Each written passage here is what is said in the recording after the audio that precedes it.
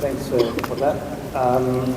So the next speaker is Professor Pat Heslop-Harrison from University of Leicester in the UK and South China Botanical Garden. He's a renowned expert in agricultural genetics and genomics. His research focuses on understanding and utilizing plant biodiversity for crop improvement through the integrated use of computational biology, bioinformatics, and molecular analysis. He's a highly polished scientist and a dedicated mentor to many PhD students in the field. In his keynote, The Grammar of Genomes, he will explore the path from decoding DNA sequences to creating predictive models of modern breeding and conservation. Thank you, Pat. The floor is yours.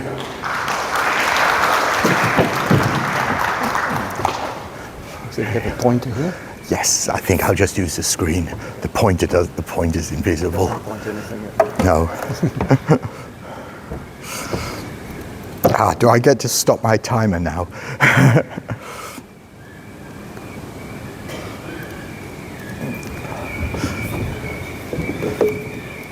Okay. Ni hao. Good morning. It's wonderful to be here and have the opportunity to talk to you about the grammar of genomes and hear so many fascinating talks.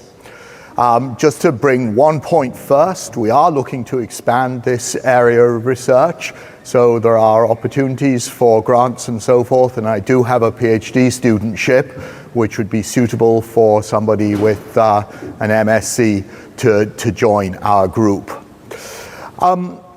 So all my slides here will be uploaded on our website, molsite.org, so you're welcome to download them from there shortly after the session. I'm also grateful to the invitation from Mengzheng Khan and Yu Hong Song for this FSPM PMA conference, which I've known about for many years when I was the editor of Annals of Botany, and I was working with them on the special issues which arose from these meetings. Now I'm one of the governors of the not-for-profit organization, and I really want to say, please publish in not-for-profit journals, not in just the highly profitable journals which have hijacked the open access movement over the last few years. But the not-for-profits from societies are really putting the money back into research science. So I'm coming from a chromosome, genome, gene and genomic aspect of this work, which complements very well the work that we've heard about phenotyping and modeling during this conference. And typical images from my research are here. This is showing in the middle the chromosomes of a wild wheat species called Aegilops ventricosa, and that carries resistance genes which give resistance to this disease on the left-hand side of the screen, Pseudospirilla, which causes the stems to rot at the base, and because that's very late in the season, it's very hard to control with fungicides because you can't spray the fungicides beneath the crop canopy. And then on the right, you can see some of the type of marker work that we're doing, looking where along the chromosomes there are translocations between wheat and the alien chromosome that's been introgressed to give the resistance in this case. So, what are the big pictures that we're talking about? Well, some of these have been alluded to already by Christophe Salon's wonderful talk a few minutes ago. But the first half of my career, from 1850 to 2020, was largely involved with the big picture of feeding the exponentially increasing population. And basically, we have done that. We now feed 8 billion people.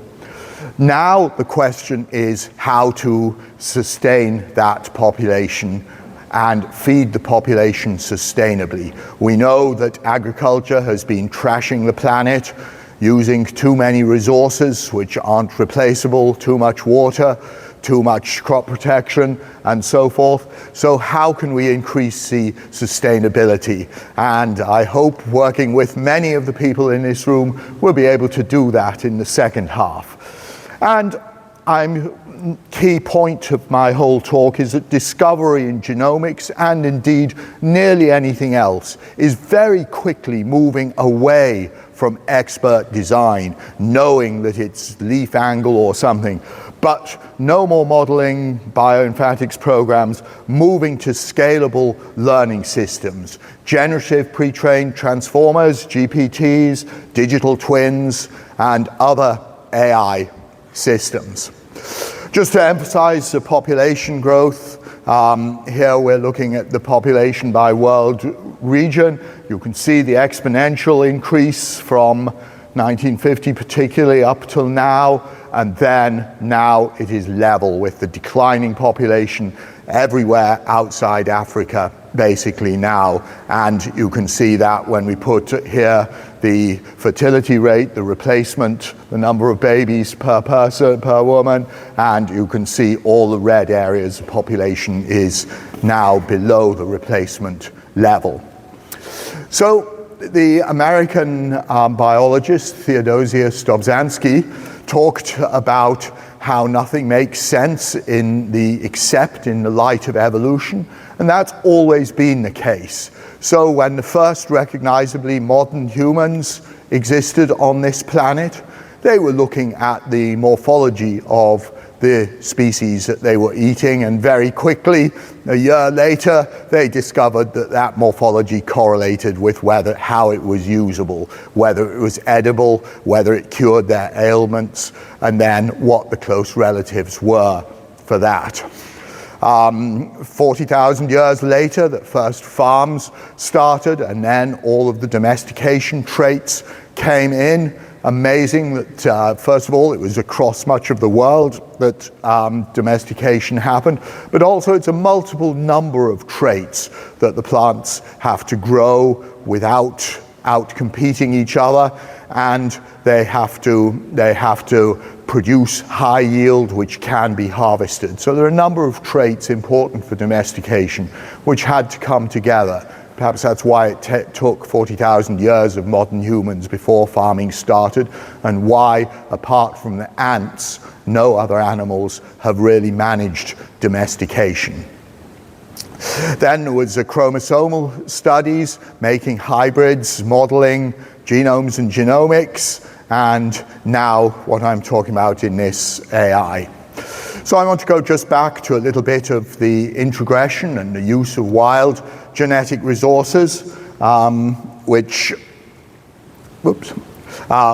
we can see here. And here we've got a line of wheat with 2 additional chromosomes originating from the wild wheat species Thinopyrum bessarabicum or Elymus bessarabicum, which are labeled here. This is how it looks down the microscope. This isn't false color, which has both drought tolerance and also wheat streak mosaic virus tolerance on those Thinopyrum chromosomes.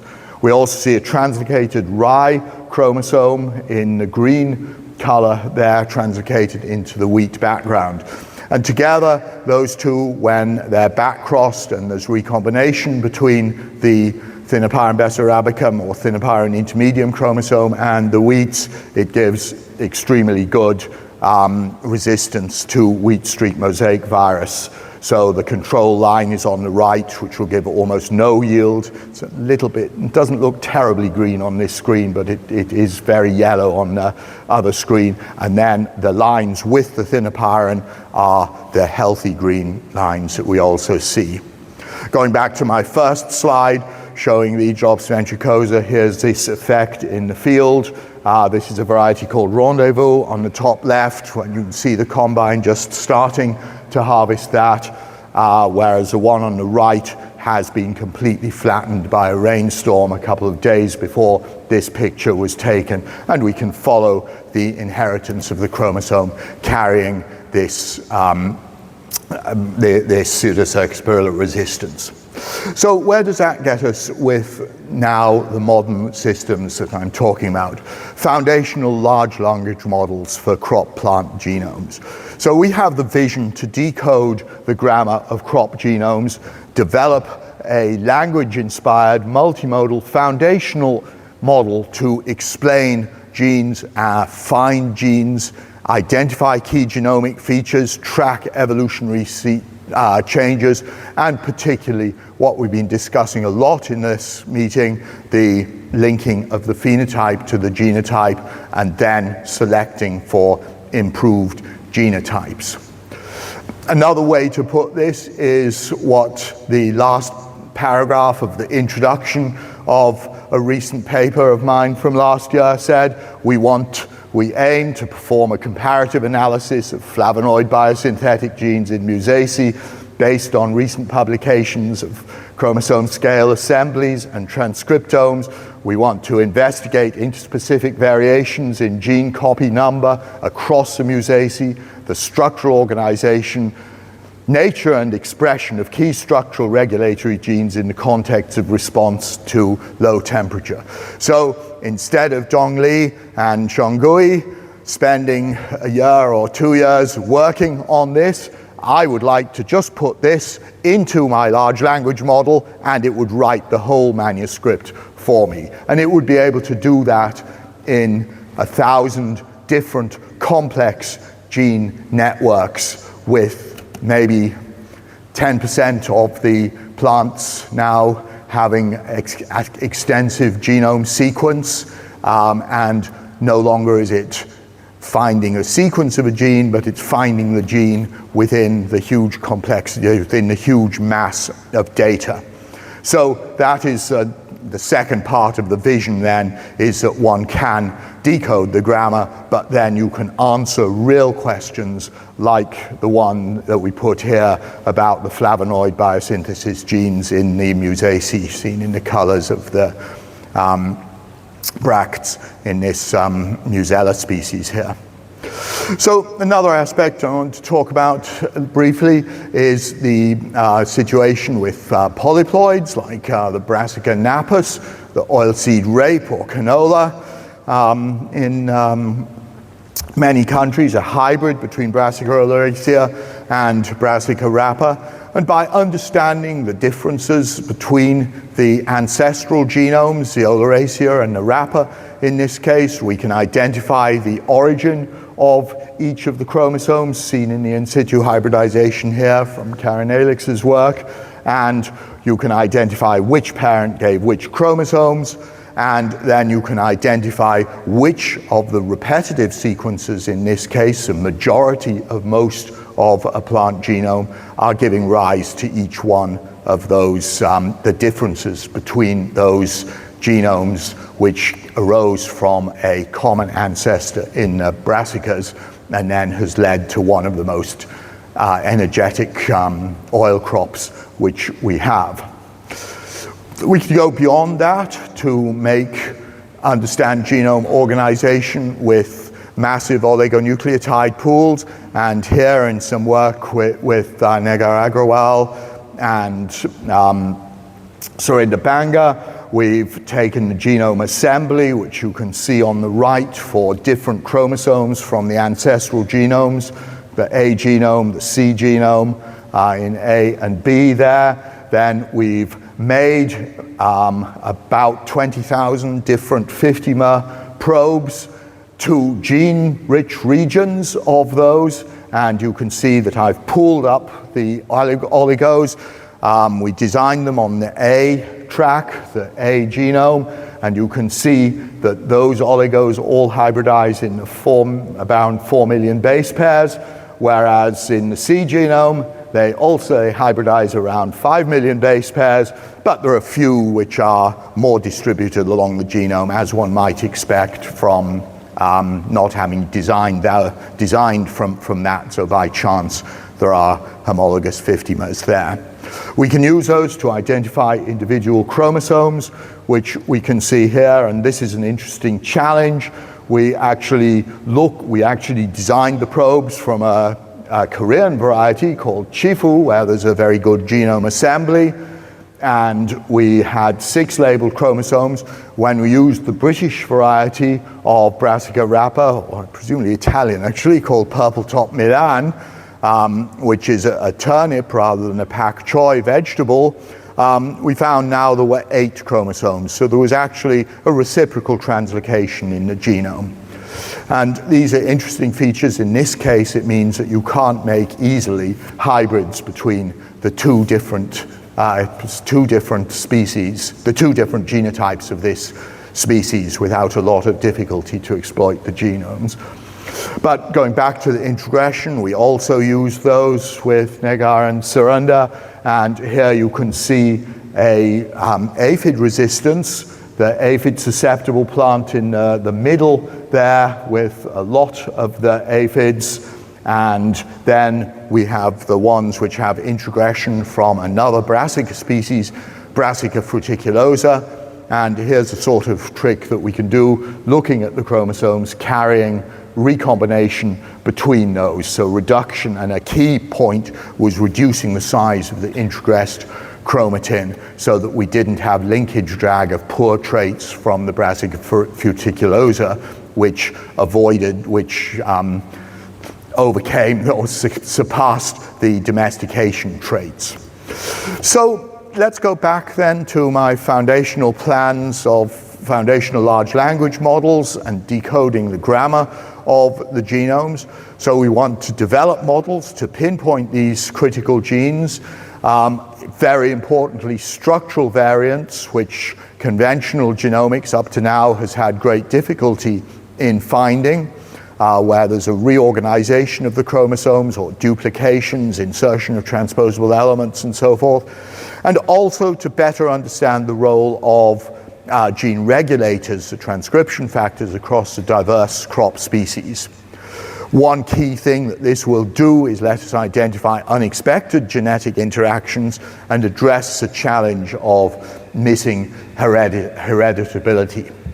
So how can we do this? Well, Christophe Salon mentioned the use of the convolutional neural networks, the CNNs, and I think these are a very key point of developing AI and pre-trained transformers to detect local patterns and perform feature extraction from genomic data. At the moment, we've used a technique called GWAS, Genome-Wide Association Studies, and here's one that we did on a grass, on forage grasses of a lolium, actually with some fescue introgression shown at the bottom right there with Suzanne Barth and Ollie Anhalt. I'm surprised their names aren't there.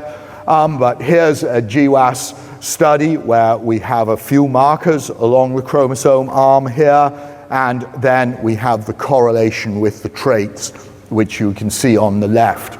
Just a little bit of serendipity. We did this in over 2 years. We took the biomass yields of these, and June, July, August of the first year were absolute drought, and then the fields were flooded during September, October, and November. The following year, June, July, August, the rainfall was immense and the fields were flooded, and then it stopped raining in September. So we thought, oh no, this is going to be terrible because the years were so different, and actually we got these stunningly high QTL peaks, like the one that has a LOD score of 20 up at the top there, and that actually underlying that is a late flowering gene in rice. But how can we then link that with the convolutional neural networks rather than the rather complicated and very specific bioinformatic programs which we are using for the GWAS studies? Well, this becomes much more neutral. The CNN looks at both of them, look at hundreds or thousands of plants in the case of GWAS with genotypes, and with CNN, just as Christophe was saying, with relatively low resolution images. You don't need these 7,000 by 7,000 tens of megabyte images. You actually prefer to use 256 by 256 images. And then you need the phenotype measurements as well. Biomass in the grass example, but it could be drought, could be nitrogen use efficiency, water use efficiency, and so forth. And the CNN within those images finds patterns which statistically predict the outcome. It layers the image, it produces a neural network, produces multiple layers in there. It doesn't assume any prior knowledge, so no measurements of leaf angle, no internode lengths, no prediction. And then from these layers of the image that it generates, it predicts the outcome. Features it's learned are functionally important, but nobody actually knows what those functionally important features are. It has just learned those from the images. Unlike generative molecule, it's no interest in the lighting, integrating multiple images, 3D structure directly, and so on, but it tells you very straight away what the plant will do in terms of outcome. So think about your telephone apps for identifying plants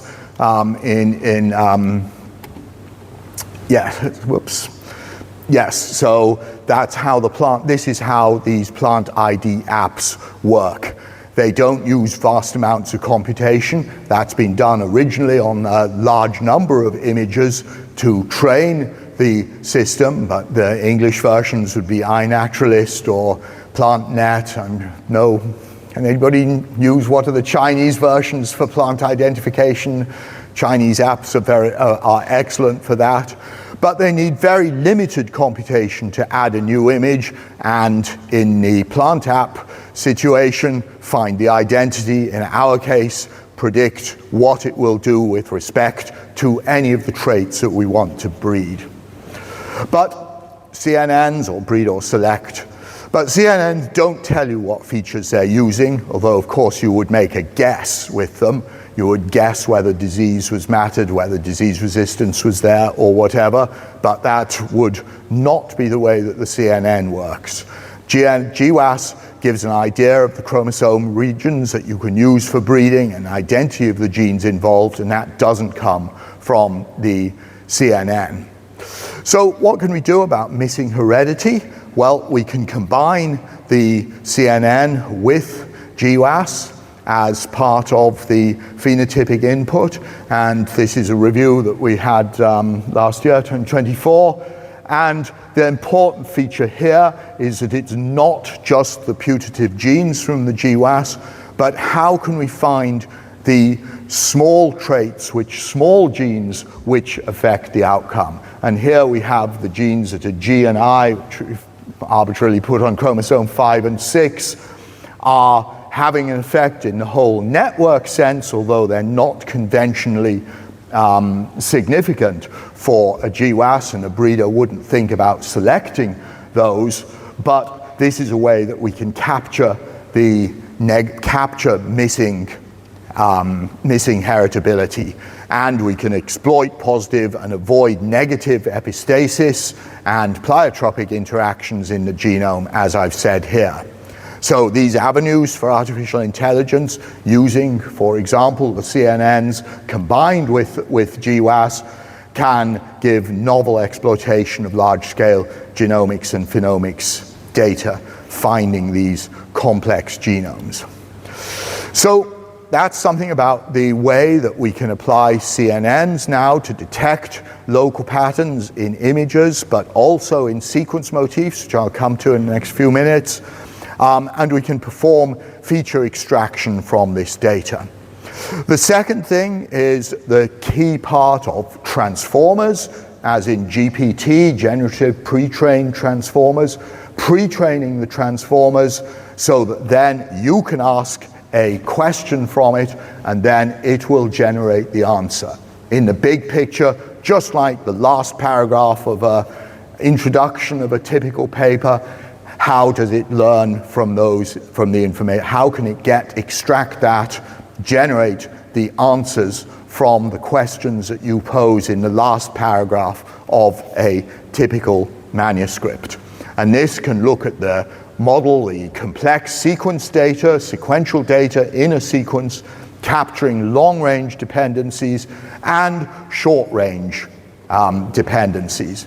So we're moving now from the traditional approach of having the crafted models and the features and the Bayesian priors that go into understanding and thinking we understand what makes a genotype go to a phenotype, to treating the genome as a language and the sequences as chunks or as tokens. And the structure of this comes not through predicting, not through intelligence of a person, but by learning at scale from all that data. Interestingly, it's proved many people were trying to get artificial intelligence to play the game Go. Do people know the game Go? That seems a good target to where you have black and white checkers, black and white tokens that you put on a board and then change the colors. Getting a lot of blank looks here, but it's a very traditional, heavily played in China. You see, if you go down to a market, you will see the old men sitting there playing Go. You think you can train a machine, you think you can learn perfect algorithm to do that. No, you can't. The way to do it is just to look at every single Go game that's ever been played, and then you will learn how to do it. It's the same with the large language model. Okay, 5 minutes to go. So the engines of discovery in genomics, like AI, are shifting from expert. Just 5 minutes? Okay, my screen here says I've 25 minutes I've talked for. Yeah, so that's right. Yeah, 5 minutes, yes. Okay, so sorry. So the engines of discovery are shifting from expert design to scalable learning systems. One way we can do that is to look at the motifs in the DNA sequences, and we were doing this before anybody had thought about large language models. And here's some work with Qing Lu at South China Botanical Garden, where we've been looking at all different motifs within the sequence of, in this case, a cultivated oat. We've been looking at motifs between 10 bases in the blue line at the top down to 64 bases, which is a big number, 4 to the power 64, ATGC to the power of 64. And we can see the frequency of all of these tokens within the genomes. Here, we've actually done it with Feng Zhao in Nanjing, and she did it on a suitable supercomputer going up to 128 MERS. So looking at words that were up to 128 MERS. And these are proving incredibly valuable for training the large language models. And we're now working out what k-mer sizes we should use and whether we should increment through the different k-mers to extract different things. This is a slide not from our work, but talking about how to make generative pre-trained transformers and the difference between the tokenization and the chunking, which we're essentially doing. And of course, we're also interested then in predicting what goes in between these different sequences with the differences between the nodes and the edges when you bring the sequences together. And that's what a very useful program called Report Explorer, which is written by Pavel Novak and Peter Neumann and Jiří Makas in Czech Republic, looking at graph-based clustering of sequences, generating graphs like this, which let us understand aspects of genome architecture which can feed into the large language models. And from that, we can extract sequences which are relevant to breeding, in this case of a tropical forage grass, Uricloa or Brachiaria as it's more widely used.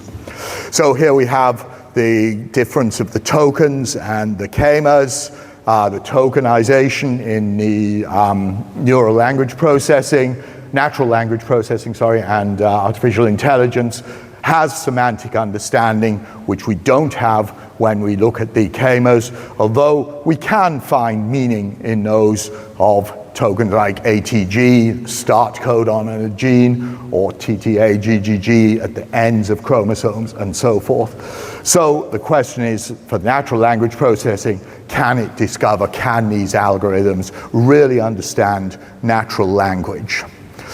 This is some other work now on sheep. First of all, finding variants which are actually present. We see the mitochondrial genome here, very high consensus at the top. We were surprised to see a very small number, maybe a coverage of 10,000 sequences that are all identical, and then a dozen sequences that are different. Where are those ones which are different? Well, when we use in situ hybridization, we see them on the chromosomes around the centromeres. So this is a structural feature which we can identify and which will be important for natural language processing.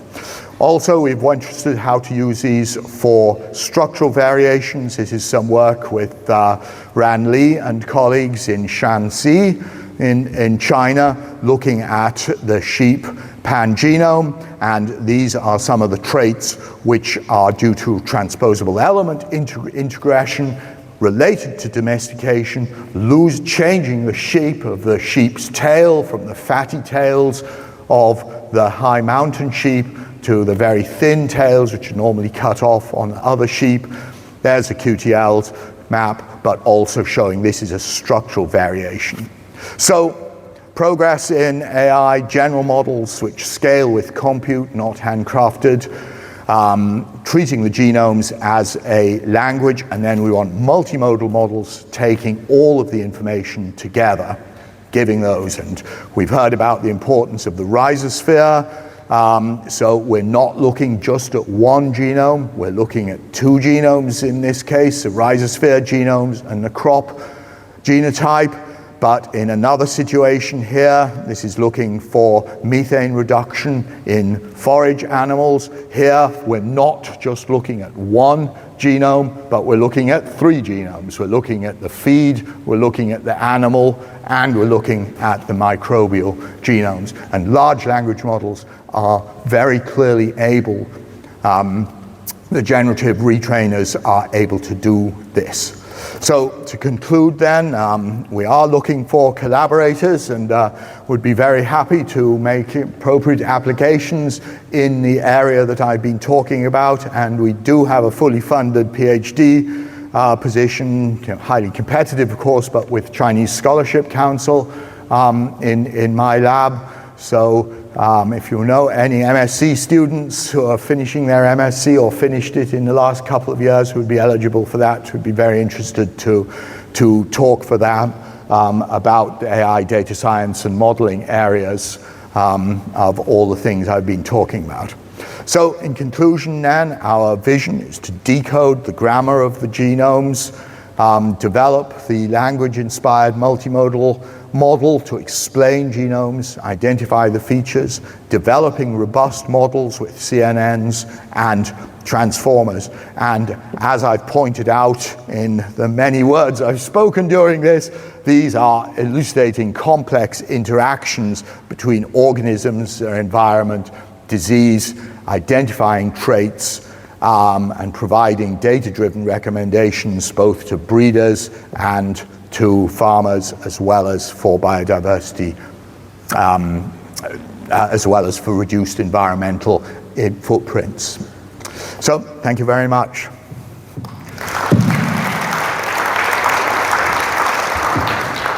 Thank you, Pat. We have questions for Pat. This here. We can keep the questions short, snappy, the answers as well. Great. Thanks a lot, Pat. It's very intriguing presentation and change our thinking and reading. I feel large language model and traditional plant model that are not conflict or exclude each other. The language model probably very good for pattern recognition, like genome identification. Yeah. But the traditional model is more like a mathematical model on causal influence. So how do you think, can we combine those two? Oh, very, very much so.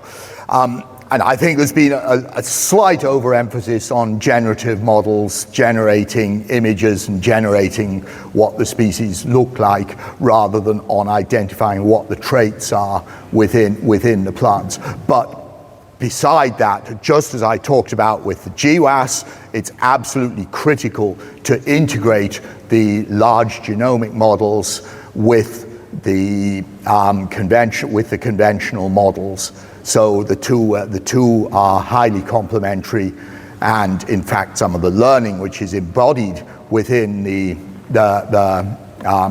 models, the growth models, the response models, can be incorporated into the large language models, and that's part of the multimodal aspect. So using the information that's in published papers, which will often have a good explanation as to what's used.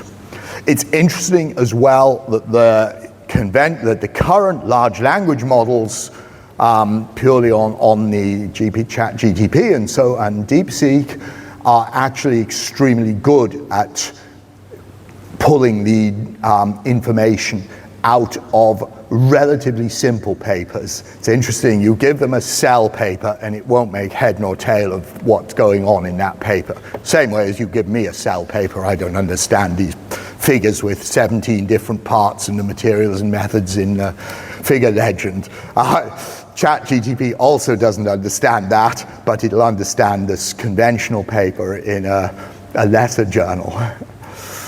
Quick question, quick answer, please. Over there. Yeah, you showed the potential of this approach in dissecting the complex genetic interactions expected. A classical problem in genetics is the separation of so-called right activity also from high linkage between genes. Yeah. What is the potential of this approach in dissecting?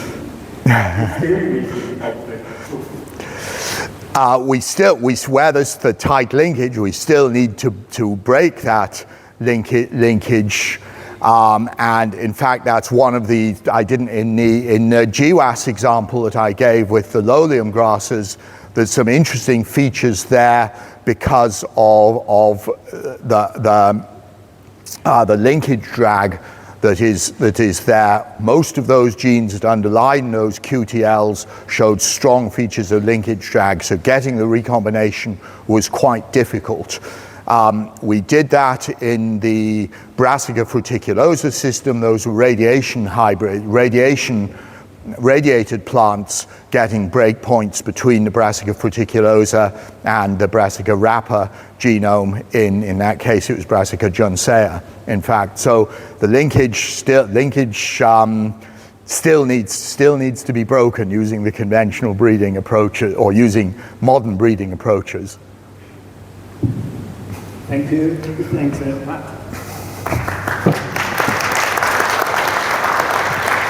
Please, I encourage early career scientists and students to talk to these great speakers that you have here. This is a great opportunity for you. So grab them during the breaks, during lunch, during morning teas or things like that. So feel free to engage.